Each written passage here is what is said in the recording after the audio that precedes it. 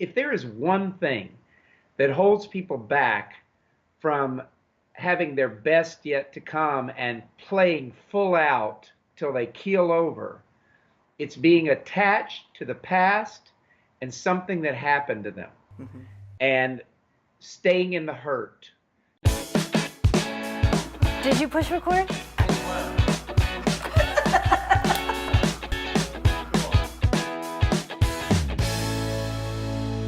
Thanks so much for tuning back into Our Second Act with Paige and Silka. Darrell, thank you so much for joining us again. Glad to be here. Darrell is our relationship, career, business. What don't you coach? Let's see. I'm not that good at social media. Oh, that's funny.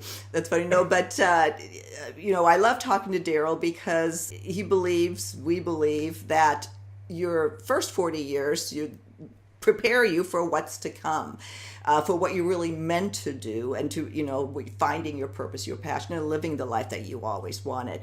The segment sort of grew out of the way we ended the last one, which was my question that, is it okay to be alone? And you so astutely answered that it depends on why you're alone, and that if it's a conscious choice, the relationships that you bring into your second half could look very different. Could look very different. And again, the question is, are you growing? Yeah. And that's what the back 40 is really all about. We say you have yet to do what you came here to do. We say your best is yet to come. And therefore, if you're playing from the idea of growing in your concepts of life, growing, letting your old pictures or your old ideas about the way life's supposed to be, letting those kind of fall to the side and opening up to new ideas, new ways of living, new ways of expressing yourself in your career, even at 50, 60, The problem is that if you're going to try to stay stuck in old models and old ideas, then the world starts to shrink in terms of possibilities. You don't really have your best yet to come because you're not open for new possibilities.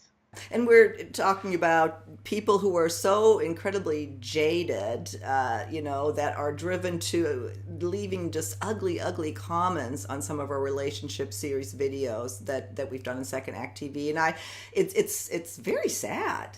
And that's why I would really want to address that, is because why are you, when the headline is finding love again after 50, and then why are you even watching this if you're totally closed off to it?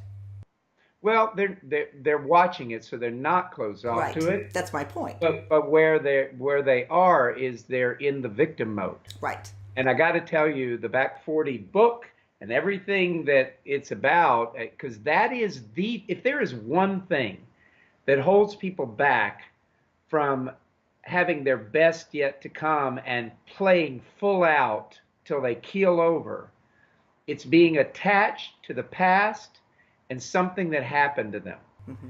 and staying in the hurt.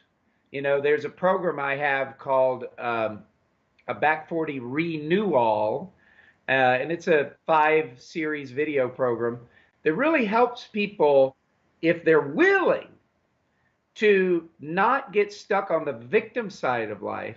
It helps to see how going through changes or going through things that are tough is a trough of transition that actually brings you to more life.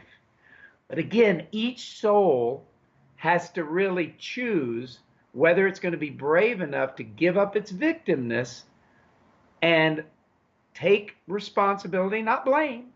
But what if you designed it all for what you came here to be and what you came here to do? What can you see about that that's more life-giving versus life-limiting? Yeah, and believe me, I get it. There's just heartbreak that you experience where you do go, I never want to do this again. I am just never going to do this again. But I know for me that's that's not going to hold. Well, I know, but look at you. I mean, in other words, you have a transition period and you were in your hurt. It's interesting. Men and women are kind of different in that regard. Men tend to substitute, I'm generalizing here, okay? But men rather than feel the pain or go through the dark, time, they substitute and they go, get involved with somebody else or, something real quick. Women tend to take time to go through a period of healing. But again, it's whether there is a commitment to go through the healing and trust something is better. Change is going to happen. It's whether you have a strategy and a way of accepting and adapting to change, especially if you're going to play that your best is yet to come. There's a lot more to learn. There's a lot more challenges that you're going to face. How are you going to face them and keep coming out bigger? Well, and the main thing that is important to me to leave our viewers with, is especially if you are in that mode, in that if you're stuck in thinking that I'm just done with relationships, all women are the same, all men are the same. It's okay to be alone, as you so astutely said, but find out, understand why you want to be alone.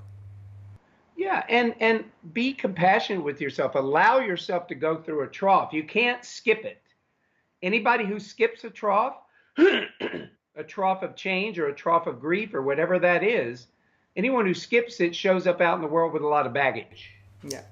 You can't start dating and get out there, when you've got it dripping out. Too many women talk about they're dating a guy and all he's doing is talking about the woman from before and what happened to him. That's no place to go out and be new and available. Give yourself the time, but again, look to see and again, some of the methods we've talked about in other episodes, look to see how you can see that it's the best thing that ever happened to you so that you get to be a fuller person for the next relationship. This one was practice. Yeah, exactly.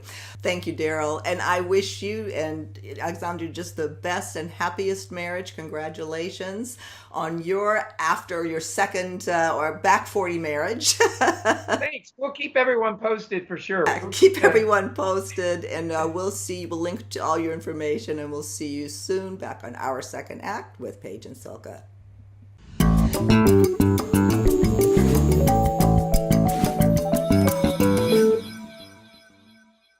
Thanks for joining us today. For more videos on finding love again after 50, please visit our website, secondact.tv, and look on our homepage. In the upper right-hand corner, we have a suggestion box. So if there's topics that you'd like to see us cover in the future, drop us a line. We'd love to hear from you. See you next time. Bye-bye.